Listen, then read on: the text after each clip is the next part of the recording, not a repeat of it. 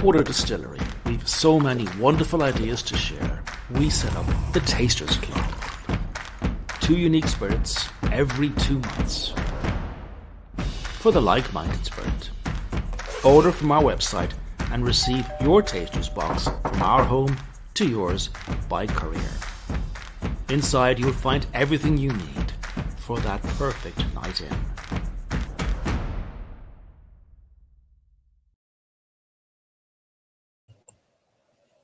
Hello, that was almost seamless. Welcome along, Valentine's Day, and it's good to have you all on board. In the next half an hour, we're going to go through our cocktails. We're going to be talking to some of the people behind the scenes. If you don't know about the club, this is what you get in the post every 2 months.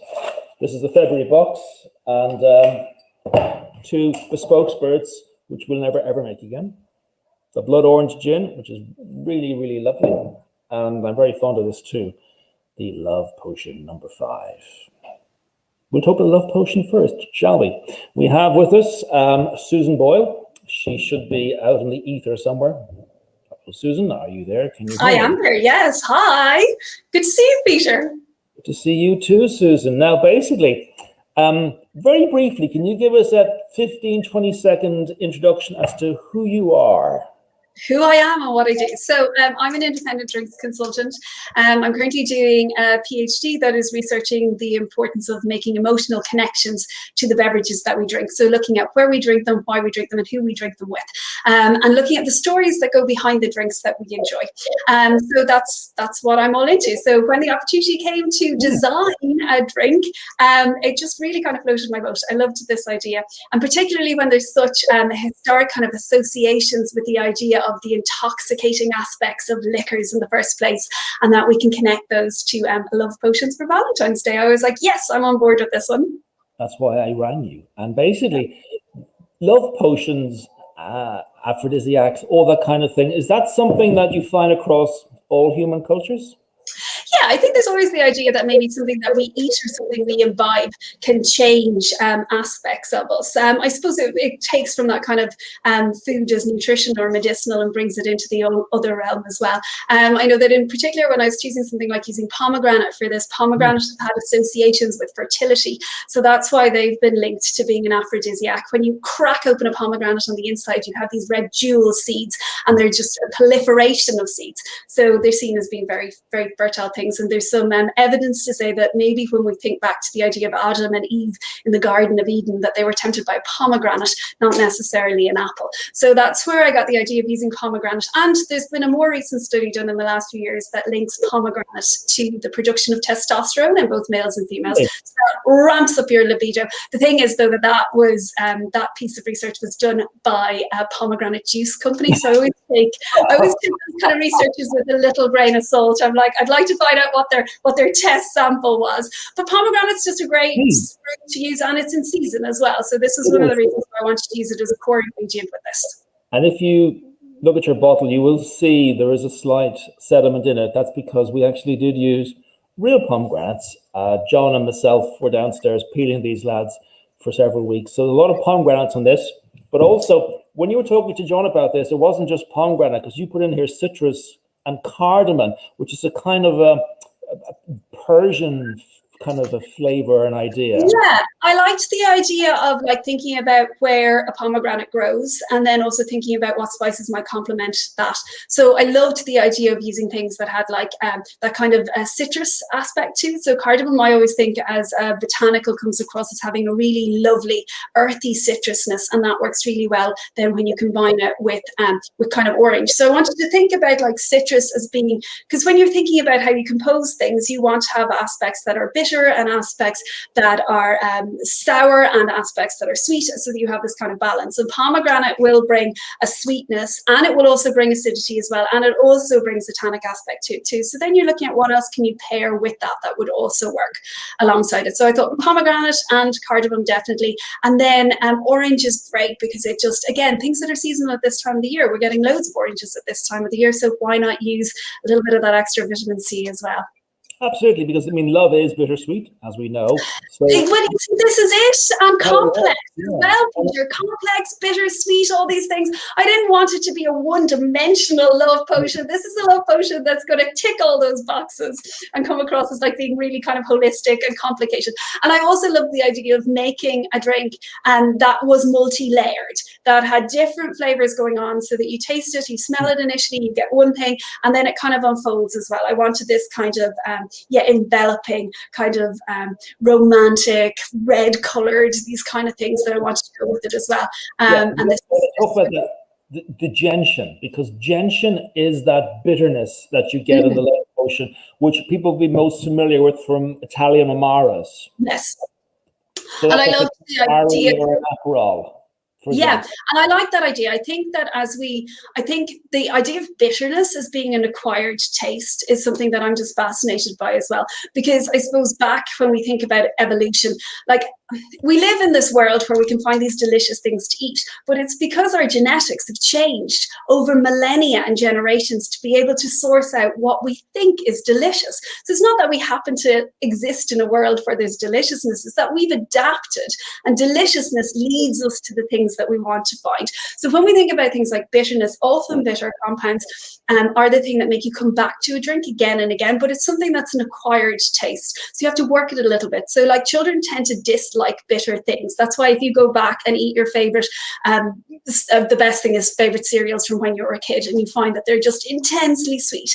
That's because kids are growing, so they look for things that are high in sugar and high in fat, lots and lots of energy foods. But as we get a little bit older, we look for things that have more kind of aspects of bitterness and complexity to it. This also falls down genetic gender lines as well, because often women are more attuned to bitterness. So we tend to taste bitterness with the volume turned up a little bit. So it can take a little longer to acquire things like a taste for like dark chocolate or coffee or some of those really bitter things that you also find in things like beer.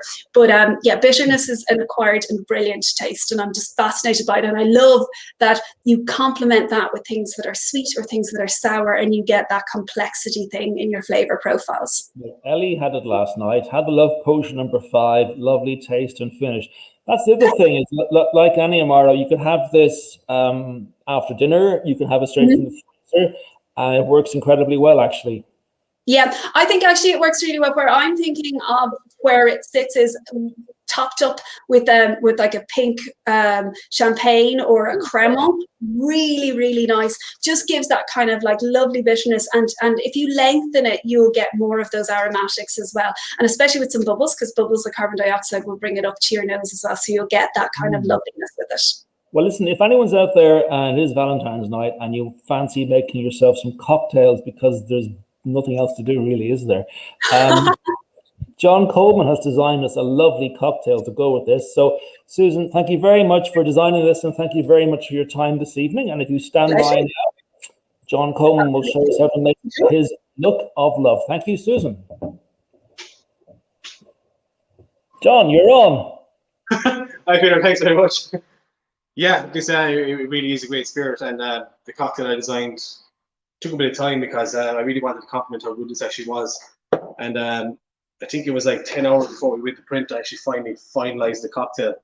And I originally started out with kind of a creamy kind of start, and I tried to work to fresh juices, and I was kind of racking my head what I was going to do. And like a lot of households during lockdown at the moment, there's a lot of baking going on at home. So I looked in my cupboard and I found some condensed milk, and I said, that was interesting. Condensed milk. That was the first thing I noticed. What? Can you start making it and tell me as you go why condensed milk came into it? The reason why the condensed milk actually came into it was because I wanted to add citrus. Citrus is very important in cocktails, especially if you want to complement a base spirit like the Amora here. It actually brings the flavors up. So by using cream originally, I kind of didn't really allow myself to use the citrus. So I went with the condensed milk, and I was able to basically bring up the flavors a bit more. And it really did complement it initially. I still wasn't overly happy when I first made it. So then I made the decision to add a bit of honey. And the difference that the honey made was that actually it brought the honey in the cocktail, or sorry, the honey in the spirit kind of to the fore, but it also brought the pomegranate with it. It really popped the pomegranate at the end. And yeah, the end result was quite good. And I'm going to start now actually by making the first one, get advice. So the first thing we're going to go with is our condensed milk. The reason for this, it's going to stick to the inside of your measure. So everything we use afterwards is going to kind of clean it into it, you know. So we're going to start with 35 ml of your condensed milk. Quite heavy and sticky. Pop that in there. Next up, then we're going to go with our lemon juice. We're going to go 20 ml of lemon juice.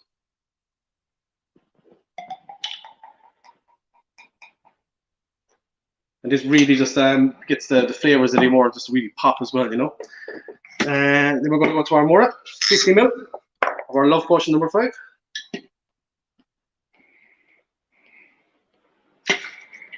That's it. And finally, 10 ml of honey, which is just a squeeze of honey.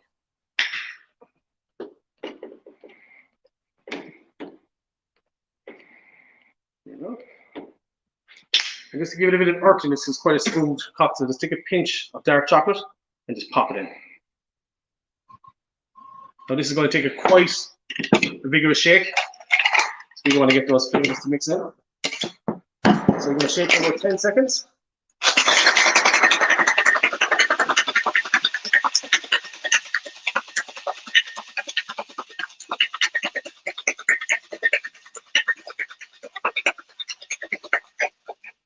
Now,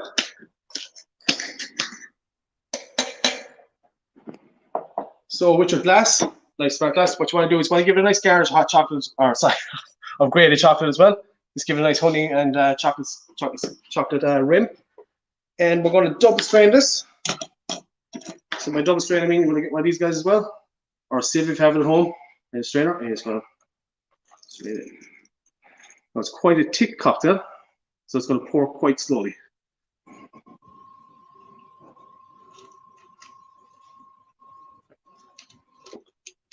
The condensed milk with the lemon juice is really kind of mixes up beautifully and it marries very, really nice. Right, little spoon. Let's give it a strain through.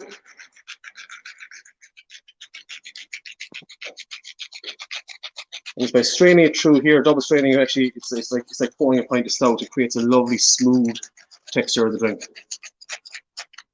And there we go. And just to finish, if you have some seedless pomegranates, you can pop those on it. I just couldn't get them in time for tonight. But just a sprinkle dark chocolate on top. And that's the love potion number 5. That's the look of love.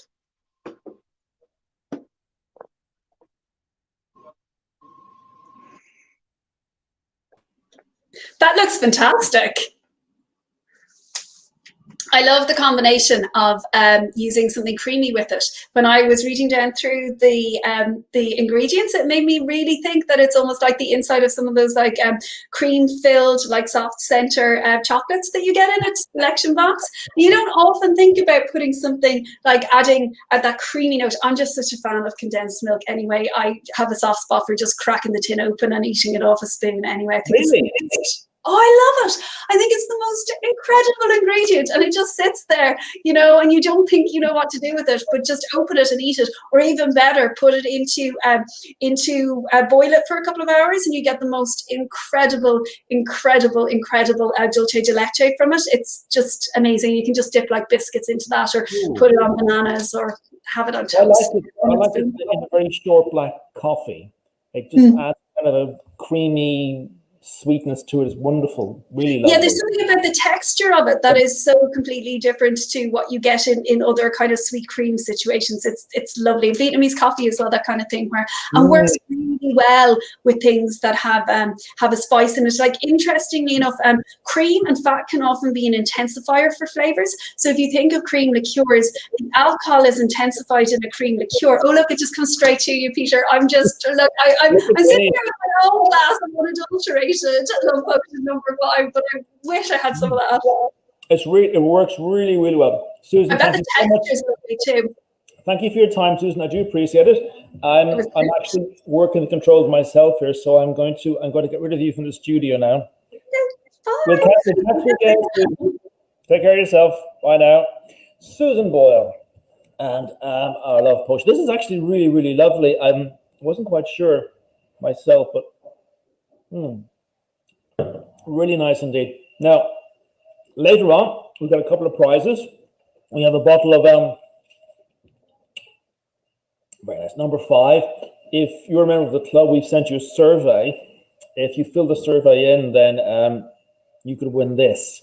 The reason the survey exists is because we want to hear from you. We want to know what you want. And I can tell you, one of the drinks in the next box, which will be in April, came in on the suggestions box. So it does pay to fill it in and potentially win a bottle of gin. If you haven't entered, do not worry, you could still win a bottle of gin. If you want to make a cocktail, this or the one coming up later on with the blood orange gin, post a picture onto social media. By the end, we'll give you this week and next weekend, we will announce a winner, and you too could win a bottle of Blackwater number 5 gin. So we will talk about blood orange in a few minutes, but first, because I work in the controls as well today, we're low on staff. We want to talk about behind me here. You'll see that. That's our stained glass window. So I'm going to pop up this camera here in a second. Where'd you go? I need some help to do this, I think, do I? To stream. There you go. Hello out there. Caroline, are you there? I certainly am. And it's a great pleasure to be on the other side of the camera looking at this beautiful piece of art. And we're now joined by Pader. Hello, how are you? You're welcome to Blackwater Distillery, a place you're very familiar with. I am. And thank you for the lovely gift as well, by the way. Well, we could hardly ask you to join an event like this and not enjoy the fruits of our labours. But in fact, we are now enjoying the fruits of your labours because, as everyone can now see, we have this beautiful stained glass window, which we commissioned from you. Pader is a wonderful stained glass artist, and we've had such fun commissioning this work, and we're going to go and have a look at it. But first of all, Pader, tell us a bit about what it is to be a stained glass artist. Well, I'm a stained glass artist, and I work in stained glass in a commissioning sense, a bit like the piece that you have there in front of you. But and I also make pieces for exhibition, so the kind of very sort of studio-based pieces. In regards to what is it like to be a stained glass artist? It's a very long process. It's quite technical, and it's my kind of goal to kind of capture and keep the earliest ideas, the liveliness and the life of the earliest ideas, and that life continuing all the way through the stained glass. But with stained glass, you're also getting a kind of an additional aspect to it because you're dealing with color and light, and it can completely transform a space like nothing else. And tell us, in terms of this piece here, you and met with us all here at the team, and we talked about a few ideas that could be captured literally in the glass. So will we take our time and have a look around at the various things in the glass and tell us where the inspiration came from? Well, for a start, before it's kind of very important to me, for me, when I'm working on a piece, not to try and close down my ideas too soon. So I listened to what you all had to say, and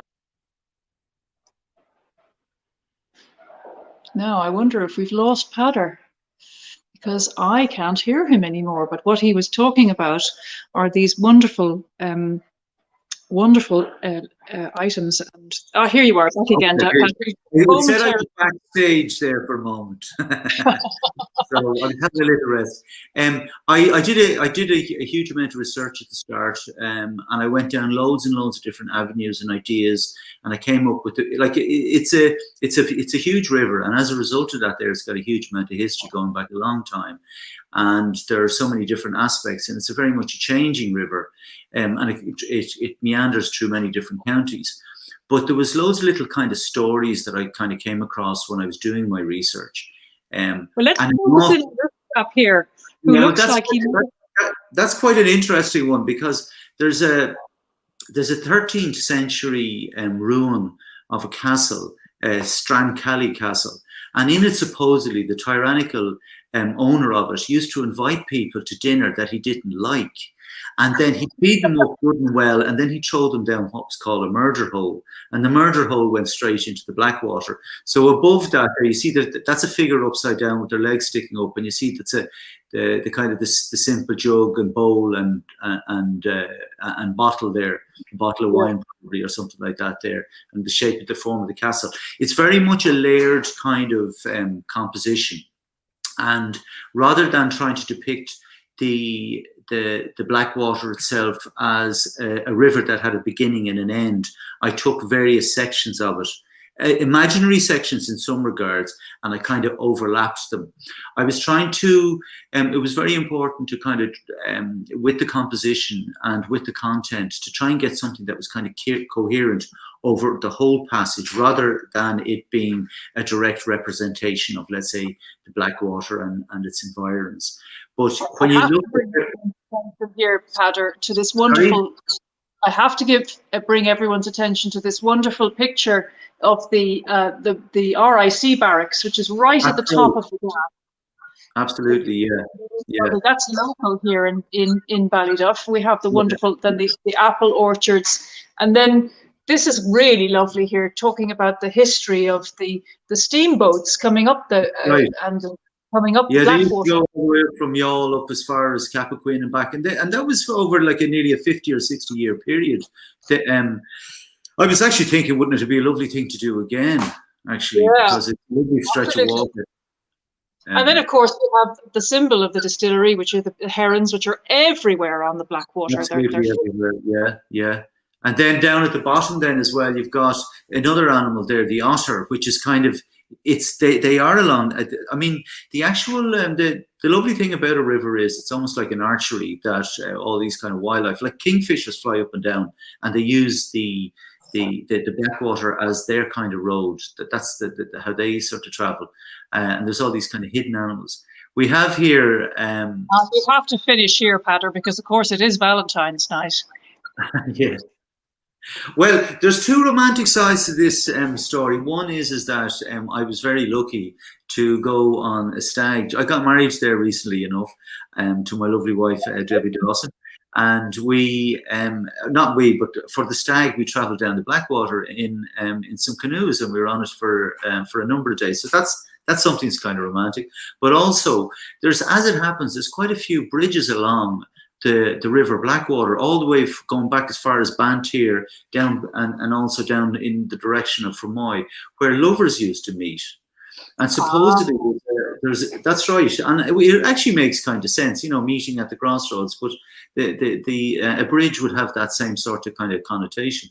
But there's also some sad stories, supposedly, of two lovers. One was Catholic, one was Protestant. They wanted to come together. The parents we're talking about a long, long time ago. So the young lovers, they decided to end it all, and they jumped off one of the bridges, supposedly. That's one of the stories. We will only focus on our happy stories for tonight. Pader, it's a pleasure to have this opportunity to show your work. And for everybody, what's your website, Pader, for people who will want to go and see the work? It's paderlam.com.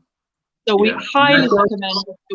Yeah, I've worked paderlam.com, and you will see his beautiful, beautiful work. Pader, thank you so much for joining us tonight. Definitely. And it's actually been a very enjoyable little show watching the cocktails we made. I could taste that from here. Enjoy them. Thanks, Pader.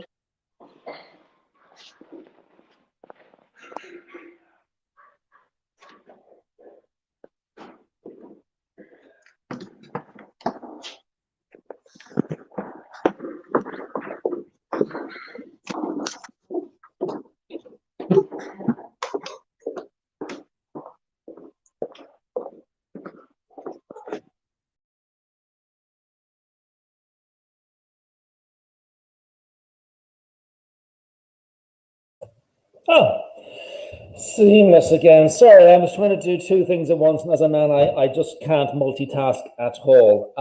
This is a blood orange. This is a blood orange gin, and you're here for the cocktails. So I think we should talk cocktails. John Coleman has been busy again creating more magic. In fact, Emma Jane says, been saving the box all week as a gift for today. Looks fab. John Coleman, they're making them along. Oh, fantastic. Well, Emma Jane, it's nearly blood orange time. Sarah O'Connor says, really enjoyed the blood orange with tonic. A smashing gin. It is, and that's the other thing too, is you don't have to make these cocktails, but the cocktails we make here, we try to keep them as simple as possible. And when you get a suggestion from us to make a cocktail, it'll never contain any additional alcohol. You will have to buy some bits and pieces, like condensed milk or oranges or lemons, but no more alcohol. So you're pretty safe. I think it's time to go to John Coleman now to talk about this blood orange. And John, you've got a really lovely cocktail, Blood in the Bronx. Yeah, when Kieran told me he was working on a blood orange gin for this box, I was actually really excited because blood orange is one of my favorite ingredients to work with. And the first cocktail that popped into my head is one of my favorites. It's called the Bronx. And basically, it's a perfect served martini, but it's made with a squeeze of fresh orange juice as well. And like I wanted to do something around that, so this is kind of a riff for that. But as you just mentioned, we don't use any other alcohol when we design a cocktail here. So basically, I kicked the vermouth and I introduced what I'm going to bring in is to sweeten the cocktail. We're going to use some maple syrup. We're also going to use some freshly squeezed blood orange juice.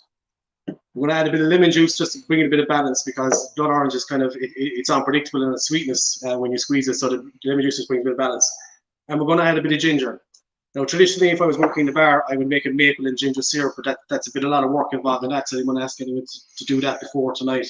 So I'm going to show you a little trick of adding a ginger kick into a cocktail as well without any big work. So we're going to start, and we're going to start with our blood orange gin, and we're going to go 50 ml.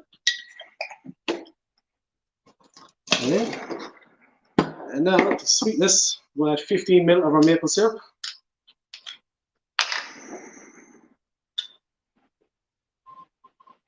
And orange and maple syrup, like, and ginger and maple syrup, they just all marry so well together. It's a great cocktail. So we're going to go with our lemon juice. Just going to go with 15 ml of that as well. If you prefer a sweeter cocktail, just tone it back. But it just brings a nice balance to all the ingredients. Finally, freshly squeezed blood orange juice. Brings a lovely colour to the cocktail as well. I'm just going 25 ml of that. There goes. And finally, a little ginger kick. So what you're going to do is get your lemon press, or if you have a garlic press at home. What I have here is some chopped ginger. Doesn't have to be chopped in any particular way, just roughly chopped. And we're just going to pile it in. Fill it right to the top. And we're aiming to get about 5 ml of juice. I'm going to go for 10 ml because I actually like a bit more. So if you like a nice ginger kick cocktail, go for a bit more. So I'm just going to hold it over a shaker or a jigger. I'm just going to give it a good squeeze.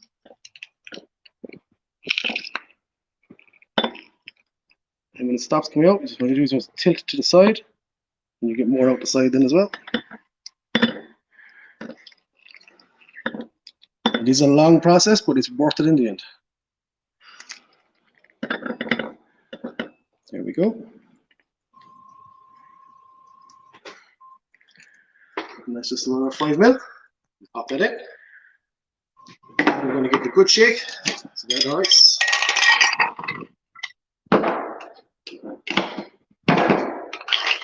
About 8-second shake is enough for this.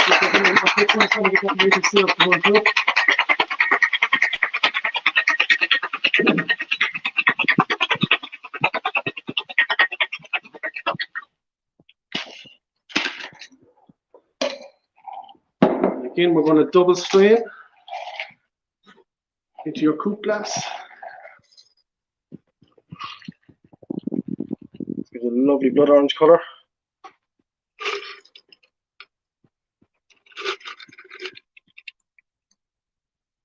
And a whiff of my favourite cocktail, Blood in the Bronx. And just to garnish it, just a nice thinly cut piece of ginger. Just thin enough you can throw on top, and you just pop it onto the side of your glass. Actually adds to the complexity of the flavours as well as it sits, and it actually adds more ginger. So enjoy, folks. I saw a lot of nice videos being made already over the weekend. I hope you enjoyed them. And any feedback or any questions, don't hesitate to contact us. Enjoy. John Coleman, as always, thank you very much. Agatha says she just made both cocktails and they're both bloody amazing. Thanks, Agatha. Thank you, John, as always. Thank you very much indeed. Thank you, Agatha. Now, blood orange gin was a bit of a drama. Kieran designed it. Kieran, how are you doing there today? Hey, can you hear me? I can hear you loud and clear. I love in the description you say, and I quote, "This gin is made with obscene quantities of real oranges." Yeah, all in the dried form. But yeah, orange. I mean, we're back to when we did the Jaffa Cake gin as well. It was just like, while a small amount of orange will give you an orange note, but if you double the orange, you only get a little bit more note. And if you double it again, you only get a little bit. So it's one of these things. So ended up, they say you end up coming at these things from a few different ways. So I ended up using dried blood orange slices, and then sweet orange and bitter orange as well. So you had a kind of trinity of citrus notes coming together. It And then works at really the end, then at the end, I still wasn't orangey enough for my liking. Like, I wasn't going for a really balanced gin. I wanted it to be almost too orangey. Yeah. So then after distillation, I then infused with more blood orange slices and elderflower, actually, which gave it a lovely, like, it's hard to see in this size bottle, but in a bigger bottle, there's quite a golden color to it. It's really quite pretty. It's a In the really end, good. I was pretty happy with where we got to. It's really lovely, and again, it's really good as a straight gin and tonic. It's this wonderful punch of citrus in the face, but it's lovely. There's the blood orange really comes across, I have to say. Yeah, adding a bit of sweetness, really. So when you taste it on its own, it seems really quite subtle. But then as soon as you add any sort of sweetness at all, like, boom, the orange just jumps up. The sweetness and tonic. Wendy says, really enjoy the blood orange gin with fresh orange juice and a touch of lemon juice. That's good. I froze ice cubes with slivers of oranges in it, so they froze and look beautiful. Oh, that sounds lovely, Wendy. Very nice. That sounds really nice, yeah. And also, what's interesting in this, and I love the technique John did when he kind of had the ginger and he squeezed it into an orange press, and you got the ginger juice out, because the ginger works really well against the orange notes. It was funny when I saw John. So I didn't know what John was going to do. We don't actually really collaborate on the cocktail. I just hand over the spirit and let him do what he's great at. But I've been messing around with it myself at home, and I found myself using ginger as well. I've a ginger cordial, a commercial one, a Belvoir ginger cordial. It's really fiery, gingery. It's really good product. And I've been putting a little bit of that in it. So it's funny how great minds. Oh yeah, our foods seldom differ one or the other. Kieran, I'll leave you get on with your Valentine's night. Thank you very much for taking time. Okay, thank you. Sorry for being late. No, we'll see you later. See you later. Bye-bye. Good luck. I have one more thing to do before I leave you all tonight, and that's the winner of our bottle of gin. This is empty. This is our shaker. So if you entered our competition and you filled in the questionnaire, you could be in with a chance of winning a bottle of gin. Firstly, Mary Maloney says, blood orange cocktail, very refreshing and really enjoyable. Mary, I have to agree with you there. It is. Winner is Kate Belinsky. Kate, if that's you, congratulations. You have won. So please, when you get your bottle of gin, do drink responsibly. Everyone out there, thank you so much for your Valentine's night company. Hopefully we'll have given you some ideas. You will now rush off to the boudoir via the kitchen to make yourself some cocktails. We will see you all in April. Till then, take care of yourself, wear your mask, wash your hands, and stay safe.